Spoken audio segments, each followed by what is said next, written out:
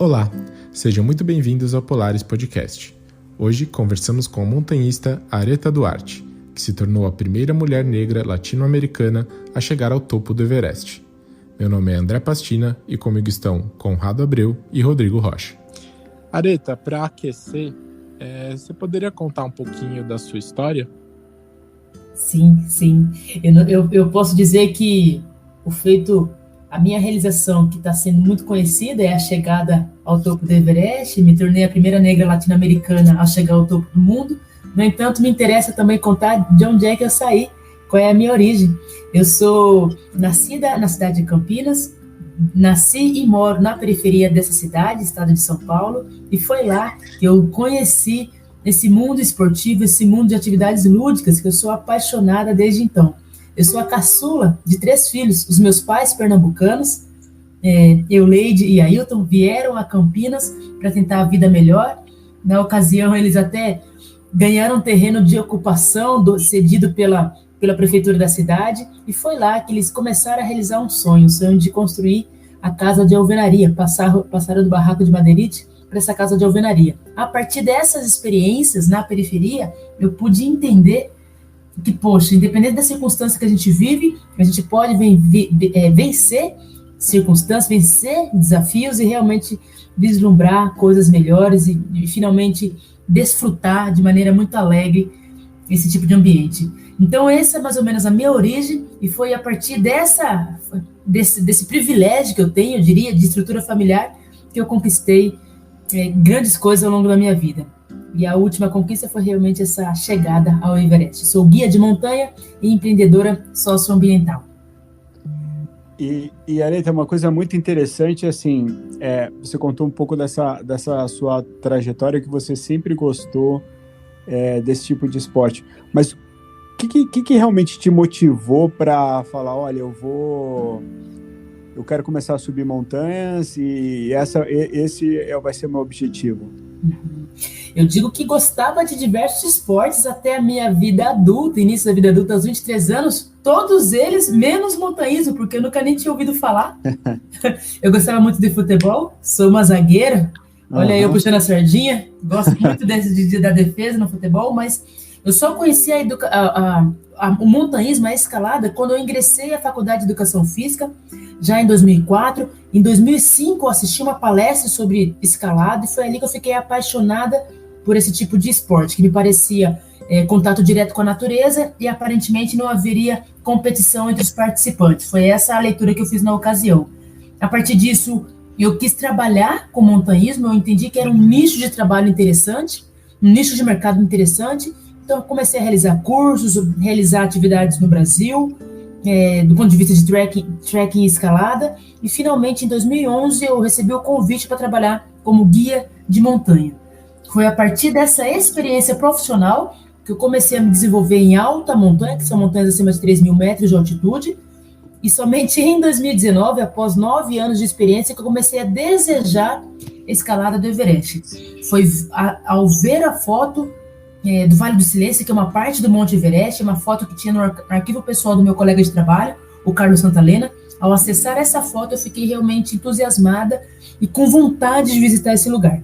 Em março de 2020, eu tinha que estar no Nepal guiando um grupo de trekking ao campo base do Everest. Mas a nossa viagem foi cancelada por conta da pandemia, as fronteiras estavam fechadas, e foi aí que aquela foto que estava somente no meu imaginário, eu coloquei realmente no papel um planejamento para efetivamente garantir essa realização. Então foi em março de 2020 que eu decidi que eu ia escalar o Everest, que eu comecei a planejar, me organizar e seguir passo a passo rumo a essa jornada, rumo a essa realização. Muito legal. E antes da gente entrar nessa jornada, né, nesse planejamento, você comentou uma coisa curiosa agora, uma das coisas que te interessou, né, que fez você se interessar no montanhismo, que foi a falta de competição. Por que isso? Você teve alguma experiência com esporte competitivo que não foi bacana, ou conceitualmente mesmo você queria algo que não tivesse esse elemento? Eu não no esporte, mas na vida, me incomoda bastante imaginar que algumas pessoas querem superar as outras. E esse conceito talvez esteja incorreto, e na realidade, quando as pessoas estão numa competição, elas estão tentando talvez se auto-superar e não superar o outro. Mas a leitura que eu tinha até aquele momento era que, poxa, toda a prática esportiva era essa, tentando vencer o outro, e muitas vezes havendo até um tipo de violência, né, no sentido, eu tenho que oprimir o outro. Isso me incomodava, era a interpretação que eu tinha na época. Mas hoje eu já entendo que, poxa, qualquer modalidade esportiva, na realidade, não é essa a busca que as pessoas têm. A busca é realmente de autossuperação, de eu ser melhor hoje do que fui ontem, e assim sucessivamente. No montanhismo, naquele momento, foi esse o diferencial. Realmente, eu tive uma leitura diferente do que eu tinha dos demais esportes. Legal. E aí, só comentando, por isso que eu gosto do montanhismo também, que é você com você o tempo todo, né? É um desafio, você conversando, principalmente mentalmente ali, né? E você descobrindo realmente o seu potencial, né?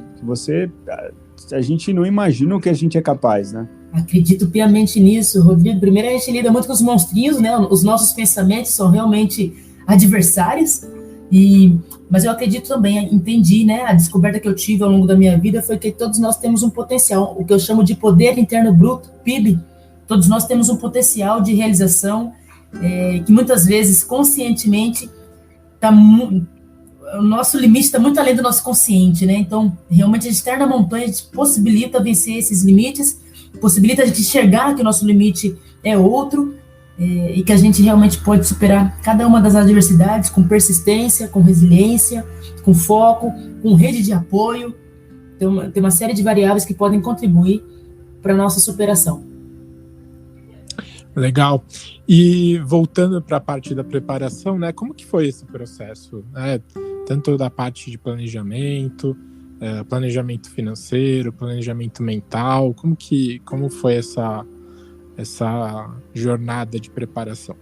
Por conta dessa minha oportunidade profissional, por conta do meu trabalho, eu sabia exatamente os passos para tentar escalar o Everest com potencial de sucesso e segurança, que são exatamente 5. A gente falava de condicionamento físico excelente, conhecimento de escalada em rocha, experiência de escalada em gelo, ter um volume de experiências em altitude, em alta montanha, e 5º passo e último, ter escalado uma montanha de 7 a 8 mil metros de altitude.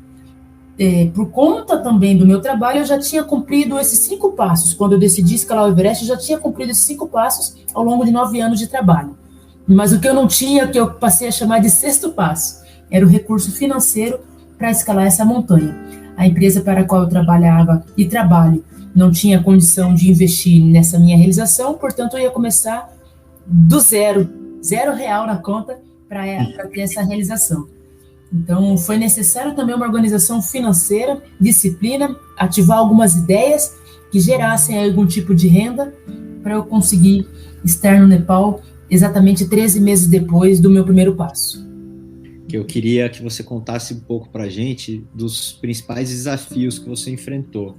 E aí, como o André já puxou essa pergunta, de repente a gente pode começar com os desafios, né, na fase de planejamento. Você já falou um pouquinho dessa questão financeira e também dos desafios ali propriamente ditos durante a escalada, a subida. Legal. É interessante você dividir em 2, até porque eu chamo de 2 Everest, sabe? Antes de estar na montanha propriamente dito, realmente foi um desafio gigante que eu precisei vencer, e na verdade nem eu precisei, eu digo nós, porque foi necessário realmente uma rede gigante de pessoas engajadas nessa jornada para que eu conseguisse realizar. Parecia realmente bastante ambicioso estar no Nepal para uma expedição Everest, começando do R$0 na conta, após 13 meses. Era realmente gigante. O investimento necessário para essa empreitada é de $67 mil. Então, estava distante da minha realidade. E a dificuldade pré-Everest, literal, foi a organização de tempo, inclusive. Como existia ali a necessidade de muito trabalho, eu escolhi um caminho para alcançar o recurso financeiro, um caminho que exigia muito esforço físico, que era o caminho de trabalhar com reciclagem de resíduos. Eu já trabalhava, então, na operadora de montanhismo, a Grade 6. Eu tive que encontrar um período do meu dia para trabalhar com reciclagem de resíduos. Eu me tornei novamente uma catadora de resíduos, exatamente como eu já tinha feito na minha infância e na minha adolescência. Assim como eu tinha que encontrar um horário, um período do meu dia para treinar, para fazer a manutenção física, porque por mais que eu tivesse excelente condicionamento físico, não daria para ficar sedentária por 13 meses nesse período pré-expedição. Então, a dificuldade maior foi organizar a agenda, visto que faltava tempo, inclusive, sabe? O pouco tempo que me sobrava no dia, que era aproximadamente 6 horas, era voltado a dormir. Eu não tive lazer, eu não tive outra coisa a fazer, a não ser trabalhar focadíssima nessa realização Everest. E aí, durante a empreitada, a escalada Everest, com certeza surgiram diversos desafios, diversas adversidades, porque foi muito tempo na montanha, muito tempo no ambiente hostil. Foram 54 dias de expedição, entre ascensão e descida. Eu posso elencar aqui alguns problemas que eu tive lá e tive que vencer. Um deles foi edema pulmonar, dificuldade para respirar, indo já ao campo 1, no primeiro ciclo de aclimatação, são 3 ciclos, no primeiro ciclo de aclimatação já tive esse problema. Outro foi queimadura de retina, eu tive que ficar 2 dias na barraca, com os olhos vendados, sem ter contato com luz, que estava bastante sensível aos meus olhos. Teve um que eu acho que ninguém poderia imaginar. Para mim foi um dos maiores desafios aí, que foi lidar com uma dificuldade do guia, do meu Sherpa. O dia que nós saímos do campo 4 rumo ao topo da montanha, ele saiu já sentindo muito frio, muito mais frio que eu. Nós saímos por volta das 11h30 da noite, 2h30 depois da gente sair do campo 4, 8.000 metros de altitude, ele olha para mim e fala: Areta, nós vamos ter que descer, tá muito frio, a nossa caminhada, claro, tá lenta, eu corro o risco de congelar os pés. Naquele instante eu entendi que tinha acabado para mim, acabou a minha possibilidade de seguir em frente. E eu me sentia muito forte, muito em condição, consciente do que estava acontecendo e com possibilidade de subir. Eu tentei negociar com o guia, o Passang. Eu disse: Passang, será que eu posso subir sozinha e encontrar os outros Sherpas, outros guias do nosso grupo que estão lá na frente? E quando o último começar a descer, eu retorno com ele. Por conta dessa minha experiência enquanto guia, por conta de reconhecer que eu não iria me perder, porque o Everest tinha cordas fixas, eu fiz essa proposta a ele. Mas ele não autorizou, afinal de contas, ele tinha responsabilidade sobre mim. No instante seguinte, eu me arrependi demais dessa besteira que eu tinha falado, porque eu estava realmente focada na minha realização e eles tinham esquecido do ser humano que estava ali comigo. Então eu comecei a chorar, entrei aos prantos, levantei a minha viseira dos olhos, desci a minha máscara do rosto, da boca, minha máscara de oxigênio. Olhando para ele, eu falei: Passang, me desculpe pelo que eu falei. Eu quero muito subir, eu me sinto forte, plena, consciente, desejando muito estar lá em cima. Mas se você tiver que, congelar um dedo, congelar um pé, ficar doente e correr risco de vida, não me interessa mais subir. Vamos descer agora. Quando eu falei isso, o Passang olhou para mim, ficou alguns instantes ali olhando para mim. Na sequência, ele secou os meus olhos. Olha, gente, nepalês tocar numa mulher não acontece. É da cultura deles não acontecer isso. E ele realmente se sensibilizou, secou os meus olhos, voltou a minha viseira, voltou a minha máscara no rosto, virou em direção ao topo e foi andando, como quem diz: vamos, tamo junto, vamos para cima. E dali em diante foram mais 8 horas até chegar no topo do Everest. Definitivamente eu só pude chegar porque o Passang decidiu seguir em frente. E por alguma obra divina, eu diria, ele não congelou. Na verdade, ele congelou um dedo da mão, assim como eu congelei o dedo anelar, mas alguns dias depois, na cidade, a gente conseguiu recuperar, porque não era um congelamento muito grave. Mas, enfim, é realmente algo que eu não esperava, ter que lidar com uma dificuldade do guia, e alguma coisa aconteceu no sentido de eu emanar ali as melhores palavras, ele realmente entender que havia ali uma conexão, uma sensibilidade, um respeito a ele, e ele decidiu seguir em frente. Ainda bem. Nossa, fantástico. E desculpa a pergunta de leigo, se você comentou do problema que você teve com a retina, né? Isso é de equipamento, que de repente a sua viseira ali não estava legal? Como que você machucou, né? Como que chegou a ter esse problema, essa dificuldade? Foi de uma decisão, eu poderia chamar de gafe minha, mas uma decisão para o que eu tinha ali disponível. Foi um dia que a gente caminhava até o campo 2. Nesse dia de caminhada ao campo 2, ocorreu um processo de whiteout, a gente não conseguia enxergar nem 2 passos na nossa frente.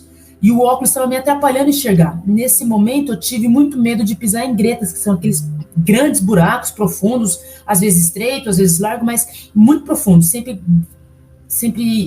infinito até. E pisar na greta significava se quebrar todo e provavelmente morrer, porque cair em gretas, a gente se quebra todo, sabe? A gente tem históricos aí a gente, que eu digo, de saber de expedições que tiveram pessoas que caíram na greta e realmente não sobreviveu, porque é muito difícil sobreviver. Então eu estava com medo de cair nas gretas, eu levantei os meus óculos para poder enxergar melhor e fiquei caminhando sobre neve sem esses óculos, sem essa proteção efetivamente. E funciona exatamente como na praia. O sol batia na neve, refletia sobre os meus olhos e foi gerando aí um tipo de queimadura, basicamente pela radiação. E só percebi isso depois que cheguei no acampamento 2, 1 hora, mais ou menos, 2 horas depois que eu cheguei no acampamento 2, meus olhos começaram a arder, depois ficou vermelho, e depois eu estava quase que impossível conseguir piscar, de tanto que doía. Então foi por essa gafe, porque eu tirei os óculos, tirei a minha proteção, mas era o que eu tinha disponível no momento da ascensão. Talvez eu tivesse mantido a proteção dos olhos, mas caído em greta se eu não tivesse tirado. E, Areta, primeiro, a história que você contou é fascinante. Realmente E você falou uma coisa muito da questão da relação com o Sherpas e o seu guia, né? Sim. E você, tem que confiar no outro. Sim. Como é que é essa relação, essa estratégia de confiança e tudo mais? Porque eu tive até o acampamento base, também tinha o Sherpas que andava comigo, e é muito interessante essa relação, porque você acaba se entregando para ele e, no meu caso, você é mais experiente e tudo mais, mas como que é essa relação, essa confiança, esse desenho da estratégia junto e tudo mais? Porque ele, por exemplo, na subida, ele falou, não vai dar que tá muito frio, né? E aí depois ele acabou sendo tocado pela emoção, tirou força de dentro para os dois conquistarem uma coisa muito bacana. Então, como é que é essa relação? Muito interessante essa pergunta, porque é muito difícil, né? Eu não sei como é que são vocês, mas eu, pelo menos, tenho muita dificuldade de confiar no outro, especialmente quando a gente não tem uma relação de longa data. Até existem aí pessoas que têm uma relação de longa data e ainda assim não conseguem confiar no outro, né? Mas definitivamente eu tenho a ver com construção. Eu fazia questão, enquanto acampamento base, de entrar lá na barraca refeitório, de conversar com todos os Sherpas, com todas as pessoas envolvidas na equipe de trabalho. Eu fazia questão, porque eu entendia que em algum momento tanto eu poderia depender deles, quanto eles dependem de mim. E se tratando de expedição Everest, eu super recomendo que a pessoa tenha o máximo de experiência possível em alta montanha, inclusive em resgate, em cuidar do outro, porque justamente em algum momento alguma coisa pode acontecer que essa interdependência seja realmente indispensável até para salvar vidas. Então a minha relação era de que, poxa, em algum momento eu preciso de um socorro, mas também em algum momento talvez o outro precise de socorro, inclusive o Sherpa precisar de socorro. Então eu saí do Brasil já com essa ideia de estar preparada até para carregar alguém, sabe? A gente tem que treinar a ponto de ter que carregar alguém se necessário, a ponto de socorrer alguém se necessário, mas principalmente que a empatia, a relação que muitas vezes os nepaleses têm com a gente, de servir, eu queria quebrar essa relação. Eu queria demonstrar para ele que ele não estava me servindo, não. A gente estava ali enquanto parceiro, eu estava ali para servi-lo também, se fosse necessário. E foi uma construção, desde o campo base principalmente, porque até o campo base a gente chega com um guia, do campo base em diante é que a gente realmente conhece o nosso Sherpa, quem estará com a gente até o topo da montanha. É fantástico. E uma pergunta que quando eu fui até o acampamento base, você enxerga a montanha, mas você não enxerga muito o caminho, né? E aí eu queria saber de você qual é a sensação no dia realmente do ataque do Cume Lee. O que passou pela sua cabeça? Eu queria entender um pouco.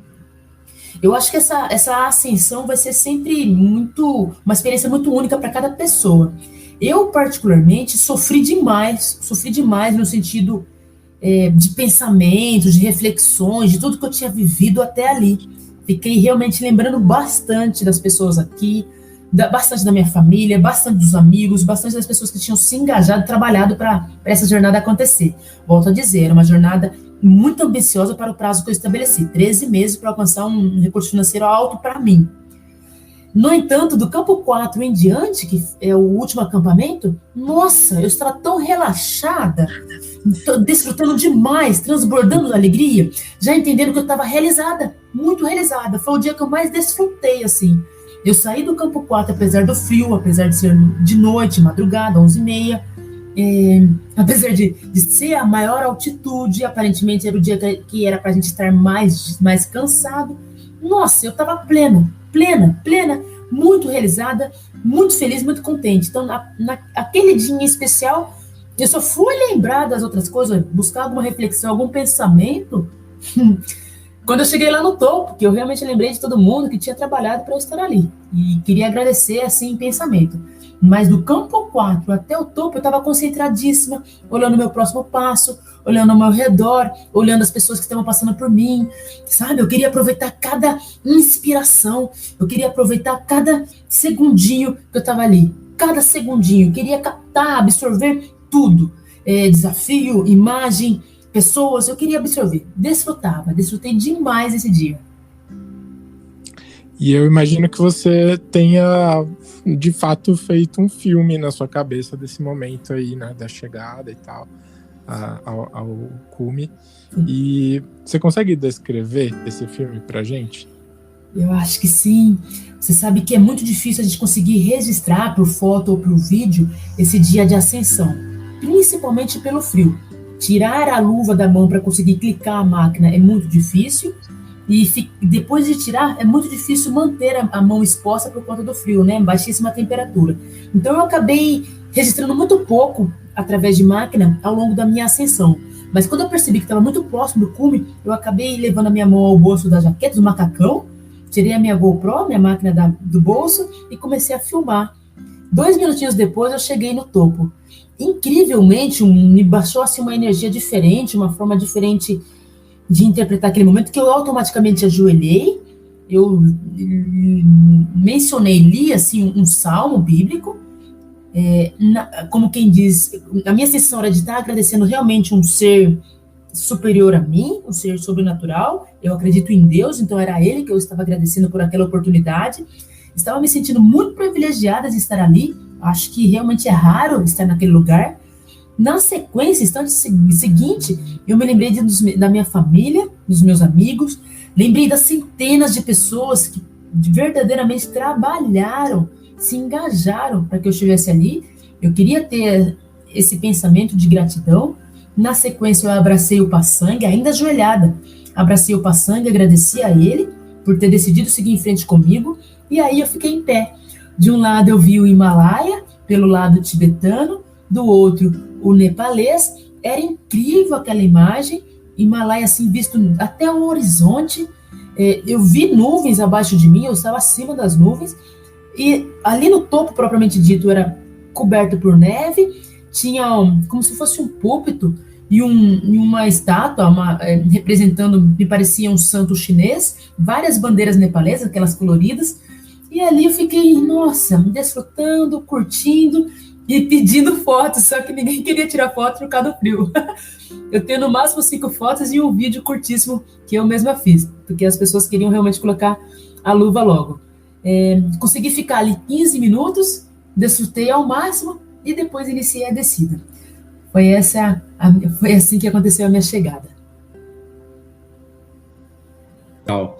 E o que você pode dizer que mudou na sua vida? E aqui a gente pode até fazer esse paralelo de novo, vamos dizer, profissionalmente, digamos assim, e pessoalmente, espiritualmente. O que mudou em você quando você, né, olhou para trás e falou, caramba, eu consegui cumprir essa façanha? Eu acho que escalar o Everest, para eu que sou guia de montanha, realmente me levantou novas possibilidades. Eu consigo reconhecer quanto mais a gente precisa garantir a empatia, a solidariedade, fazer com que as pessoas, tenham as suas realizações para um desafio que elas escolheram. Quando se trata de grupos, a gente sempre terá grupos de pessoas diferentes, né? Não é tão harmônico, a gente realmente tem que tentar entender a expectativa de cada um, lidar com essas expectativas e contribuir para suas realizações.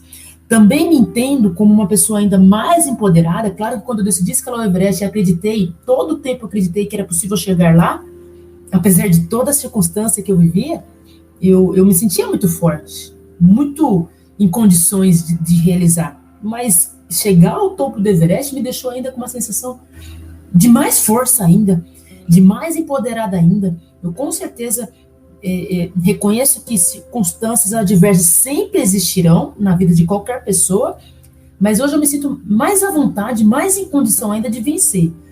Claro que eu tenho os meus calcanhares de Aquiles, né? Tem aquelas coisas que a gente realmente tem mais dificuldade de superar. Mas eu, enquanto ser humano, eu entendo a minha vulnerabilidade e reconheço que é possível a gente superar. Às vezes não é possível superar sozinha, preciso às vezes de ajuda profissional, ou familiar, ou de amigo, enfim. Mas, enfim, é sempre possível superar. Sempre, sempre, sempre, sempre. Então, eu digo que ocorreu aí uma transformação pessoal. Essa transformação pessoal também gerou transformação familiar, transformação do meu entorno. Eu me vejo com possibilidade de crescer e crescer muito mais do ponto de vista profissional e pessoal, porque eu me sinto muito mais em condição, mais forte. Fantástico, Areta. E indo nessa linha do Conrado, isso é o montanhismo como um todo, tá? O que você leva do montanhismo para o seu dia a dia? Quais são os ensinamentos assim que você usa no seu dia a dia que te ajuda bastante? Caraca, você sabe que eu gosto demais de ir à montanha porque eu chamo montanha de escola para a vida. Eu aprendo em cada uma das montanhas que eu visito, inclusive aquelas que eu repito, eu sempre tenho um aprendizado muito novo a cada experiência, são aprendizados únicos. Então não daria nem para a gente contar aqui todos eles, mas eu digo que, poxa, alguns deles são respeitar o ambiente que a gente está visitando, entender que aquele lugar é só para visita, então a gente tem que deixar o lugar melhor ou igual ao que a gente encontrou, respeitar as pessoas envolvidas, porque as pessoas são únicas, são distintas umas das outras. Não adianta a gente querer que alguém seja igual a nós, que não é possível. Inclusive, isso na minha opinião, é muito precioso. Imagine as pessoas serem diferentes, então elas acabam se complementando e garantindo aí uma realidade mais integral. Eu desenvolvo muito resiliência na montanha, porque é sempre difícil, sabe? Que tem uma pedra aqui perto de casa, Campinas, que está ali em Atibaia, Pedra Grande de Atibaia, e é incrível que toda vez que eu vou à Pedra Grande de Atibaia, apesar de ser baixinha, eu sempre tenho alguma dificuldade, ou a frequência cardíaca aumenta, ou sede, ou eu tenho que acelerar, ou daqui a pouco tem um certo precipício, um buraco que eu tenho que superar, enfim. Nunca montanha é fácil. Eu detesto essa palavra relacionada à montanha, porque não é fácil nunca, e eu acredito que basicamente a montanha para mim é fazer analogia à vida. Lá tem os momentos adversos, tem aprendizado, tem o momento de desfrutar, e a vida, assim como a vida. Então, aprendizados diversos a cada experiência, elenquei aqui alguns. E, Areta, sabe que eu sempre escutei, e eu acredito muito nisso, né? Que a montanha seleciona quem sobe ou não. E você tem que pedir passagem, né, para você poder subir. E isso, na minha pouca experiência, eu vi. Tem gente que se prepara, tudo mais, é triatleta, nunca aconteceu nada, chega lá e acontece alguma coisa e não sobe, enquanto o outro que é menos preparado, de uma certa forma, vai e sobe. Então, é muito a dedo, né? É uma coisa meio mágica, né? Perfeito. E não somente essas características, e você percebe tão claramente isso, que às vezes está no mesmo grupo, na mesma condição climática, tudo igualzinho, o mesmo equipamento. E realmente a pessoa lá, de repente, não chega. É incrível. Precisa ter essa autorização, precisa ter esse respeito. Existe uma seleção natural, eu acho que do universo, sabe? Eu acredito também. Fantástico. E, Areta, nessas de não chegar, né, algumas pessoas ficam literalmente pelo caminho. Você até mencionou ali o perigo de cair no buraco, né, e as pessoas morrem nessa tentativa.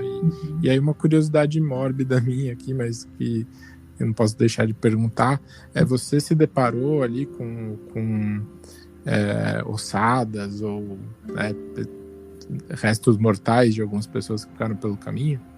Gostaria de ter encontrado ossadas e restos mortais. Eu encontrei realmente o corpo íntegro, sabe? Integral, Nossa. assim, inteirinho. Nessa temporada em especial, me parece que foi a temporada com menos mortes. Foram 4 mortes ao longo de toda a temporada. Geralmente, a média são 8 pessoas morrendo, inclusive locais, Sherpas. Nessa temporada, então, foram 2 estrangeiros e 2 Sherpas. No entanto, eu vi 5 corpos, ou seja, eu vi corpos, inclusive, de outras temporadas.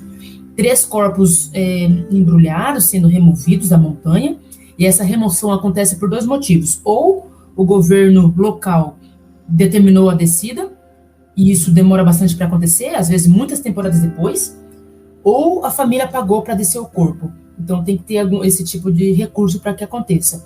E outros 2 corpos, que já foi lá nos Campos Altos, do campo 4 rumo ao cume, não estavam cobertos, não estavam enrolados. Então um estava sentado, parecia até que estava assistindo televisão, sabe? Numa poltrona. E o outro estava deitado. Esses 2 foram muito mais impactantes para mim. Mas foram 5 corpos que eu vi.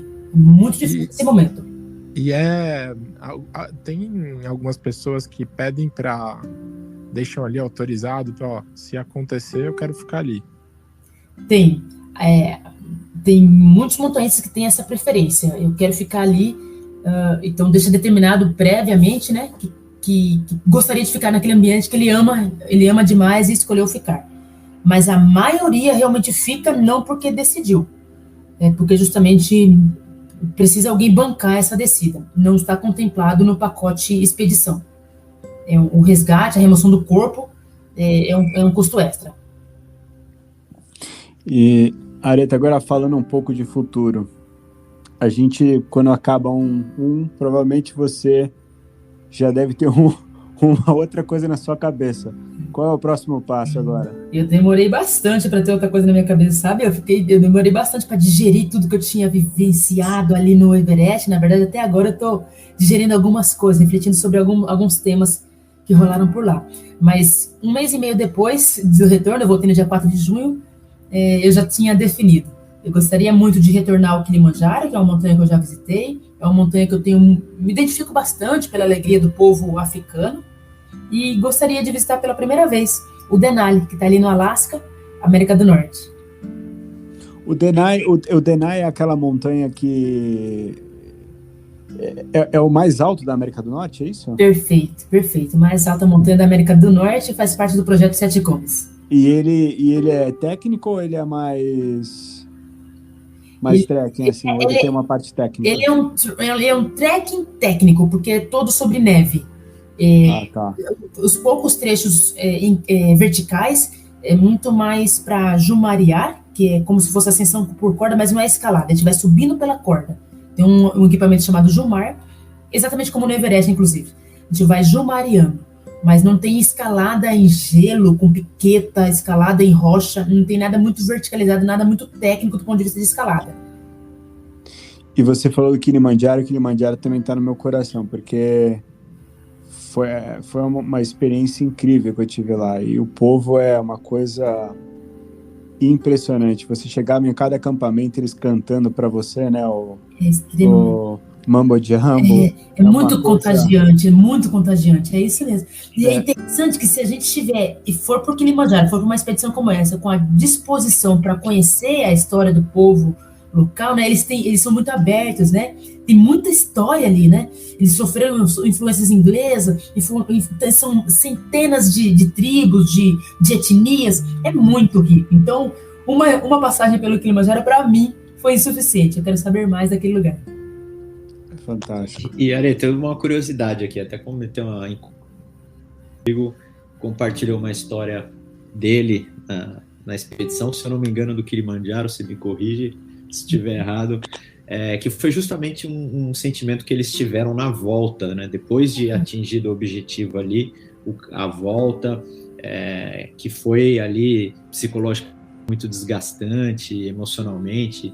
E como é que foi para você, né? Porque eu imagino o esforço, nem posso imaginar o esforço que deve ter sido chegar lá no cume e depois, né, atingiu aquele objetivo, começa a descida. Eu imagino que deve ser interminável o caminho até chegar em casa. Como que é isso? Faz sentido. É muito comum isso acontecer após a subida de qualquer montanha, porque na subida a gente está realmente muito concentrado, muito focado, desejando demais chegar ao topo, e parece que a descida é sempre demorada. Não sei se acontece isso com vocês também, quando a gente vai para alguma viagem. Na ida a gente está empolgado, na volta a gente fala, oh, mas não chega nunca. Mas basicamente tem a ver com essa perda de concentração. A gente quer logo chegar, quer logo terminar.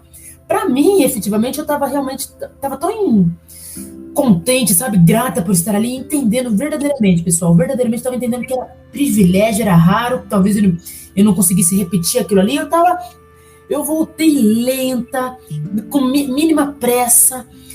Chegou algum momento que o guia foi embora, foi embora, me deixou para trás, eu fiquei um tempão caminhando sozinha lá na descida, porque eu queria, nossa, sabe, olhar e conseguir registrar, memorizar.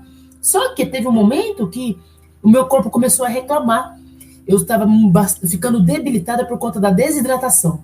Eu saí do acampamento 4 rumo ao topo com 4 litros de água, consegui tomar 400 ml no início da caminhada com um pouco de suplemento para latinose, e o restante da água congelou. E não descongelou até o dia que eu cheguei no campo base, a água que estava na garrafa. Então, por conta dessa desidratação, no trecho final, uma hora próximo do campo 4 na descida, realmente meu corpo estava cambaleando, assim, já pedindo, pelo amor de Deus, chega logo, acelera isso aí. Acabou o desfrute. Então, eu curti inicialmente a descida, mas o trecho final ficou bem difícil. Só comentando o que o Conrado falou, isso passou comigo tanto no Kilimanjaro como no Everest. No Kilimanjaro, quando a gente atingiu o topo, que você também sai de madrugada, né? Chega lá às 5, 6 horas da manhã. Eu queria, na descida, eu queria ir embora o mais rápido possível, né? Porque, assim, atingi já o meu objetivo, quero ir embora, não quero mais ficar dormindo em barraca, comer isso aqui, quero tomar banho, entendeu? Quero tudo isso. E a mesma coisa no Everest, quando a gente atingiu o acampamento base, a gente voltou rápido, mas a gente ficou preso por causa de uma nevasca de 3 dias lá no acampamento base. Então, foi meio desesperador. E um dos meus amigos estava com oxigenação baixa. Entendi. Então, foi um pouco mais preocupante. Mas é aquele negócio, né? Quando você atinge o objetivo, você falou tudo, é o foco. Você perdeu o foco ali já, sim, entendeu? E aí atrapalha. Sim. Aconteceu um pouco comigo disso, exatamente no campo base do Everest, porque, poxa, geralmente a gente chega no campo base do Everest, desce caminhando até Luca e vai embora. Dessa vez nós não pudemos fazer isso por conta da pandemia. Todos os lodges, Rodrigo, todos aqueles lodges que a gente conhece na subida ao campo base, estavam fechados. Caramba. Por conta do lockdown. E aí a gente teve que esperar voo de helicóptero. E não tinha janela, não tinha teto para voar. Nós ficamos 5 dias no campo base depois de ter feito o cume. Eu já estava de saco cheio já. Tudo bem que eu amo montanha, amo mesmo. Mas eu não aguentava mais estar ali. Eu queria tomar banho, eu queria uma cama, eu queria me aproximar, voltar a falar com a minha família, voltar a conviver com os meus amigos, enfim, eu queria concluir, porque justamente ficar parada na campo base não fazia mais sentido. E na volta, Katmandu vira uma maravilha, né? Tudo é ótimo, a comida é ótima. Você vê como você valoriza. Justamente, muda, né? A perspectiva aí, é tudo relativo. Tava uma delícia. E é incrível que no nosso retorno, Rodrigo, eu tive uma experiência também um pouco diferente. Por conta do lockdown, a Katmandu estava fechada. Você conhece Katmandu? Conhece aquele bairro Tamel comercial? Aquela coisa frenética não existiu quando a gente retornou. Estava um silêncio total, estava um deserto. E, incrivelmente, as pessoas são realmente muito disciplinadas lá. Todas tinham ido para o interior do país e aquela Katmandu que realmente é frenética, não aconteceu. O nosso retorno estava diferente demais. Incrível. Incrível. Não sei se esses números estão precisos, mas a sua subida... acho que apenas 5 mulheres brasileiras tinham chegado ao topo do Everest, né? E nenhuma pessoa negra. Perfeito. Você acha que, além de tudo que a gente já conhece, que possa impactar essa estatística, você acha que o montanhismo traz alguma diversidade a mais, ou é mais um retrato da realidade que a gente, infelizmente, está acostumado hoje? Eu acredito que a gente está caminhando para mudar esse retrato. A gente ainda é esse retrato, reflexo da sociedade. A gente, só para a gente entender, né, nós, enquanto país cuja maioria declara-se negro, né, pardo, negro, como é que a gente não encontra pessoas pardas, negras? Como é que há tanta dificuldade de encontrar essas pessoas na montanha? Será que elas não gostam? Com certeza não é isso. Assim como mulheres, né, nós somos um país cuja maioria, quantitativamente, é mulher. E elas não estão em maioria na montanha. Então, a gente enquanto montanhismo, né, a gente é reflexo da sociedade, é retrato. Mas eu desejo, eu entendo que a gente está caminhando para mudar essa realidade, no sentido de que, poxa, é um lugar tão bacana, tão maravilhoso, e que realmente também é um espaço para que a gente tome decisões, para que politicamente a gente tenha uma atuação. Tem que ser mudado, tem que ter uma estrutura, na minha opinião, tem que ter uma estrutura que garanta essa acessibilidade. Porque, volto a dizer, né, a diversidade enriquece a nossa sociedade. Então, a minha chegada, tendo se tornado aí a 6ª mulher brasileira, chegando ao topo do Everest, a primeira negra latino-americana tendo essa realização, para mim é reflexo da estrutura racial, de racismo racial. Por que a primeira? Porque depois de tanto tempo, a primeira. É triste ouvir que eu sou a primeira. Eu desejo realmente que eu não seja a primeira e única. O meu desejo, o que me move, realmente o que me dá esperança é que eu seja uma de muitas. Daqui a pouco que a gente possa falar de muitas aretinhas chegando ao topo do Everest. Ou ocupando, ou alcançando o seu Everest. Esse é o meu desejo. Simbolicamente ou não, né? Perfeito, perfeitamente. É isso. A gente tem uma brincadeira aqui no Polaris, Areta, que ironicamente a gente deixa para fazer no final, chama Icebreaker, e consiste num deck de cartas com perguntas aleatórias e a gente sorteia uma para ler para o nosso entrevistado. Ai, deu medo agora, hein? Vou sortear uma para você, tá? Boa. Vamos lá. Onde você gostaria de se aposentar? Eu acho que é na periferia onde eu moro. Legal. E você é de Campinas, você gosta muito. É bacana ver essa raiz, essa ligação sua, né? Com o local. Isso é muito bacana, né? Eu digo exatamente isso porque, poxa, eu fui acolhida desde o meu nascimento, é um lugar que eu tenho boas relações interpessoais, por mais que eu reconheça que ali tem muita coisa que não chega, né? Há muitas oportunidades que não chegam naquele lugar, eu realmente me apego à esperança de que daqui a pouco todo mundo tenha a oportunidade de realizar grandes coisas, morando na periferia, porque eu entendo que ali tem talentos, eu entendo que ali tem riqueza, eu entendo que ali tem preciosidades que, de repente, só não se descobrem por falta de recurso, muitas vezes. Mas, definitivamente, eu sou muito feliz ali, desde que nasci, desde a minha infância. Muito legal. E, Areta, a gente, chegando no segmento final aqui da nossa conversa, a gente também tem uma tradição de pedir para os nossos convidados uma recomendação de livro e de filme. Pode ser algo relacionado ao assunto, pode ser simplesmente uma recomendação de livro ou de filme, né, que te marcou, que você goste, que você queira compartilhar com os nossos ouvintes. Legal.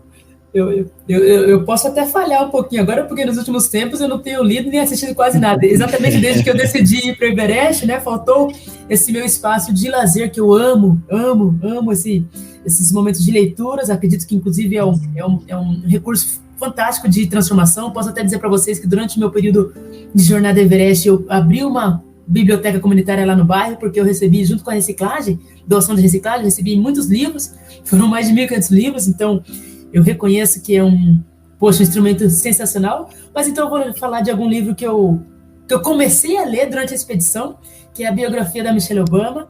Eu gostei demais desse livro porque conta exatamente desde o nascimento dela, ela conta ali as vulnerabilidades dela, ela conta ali a mulher,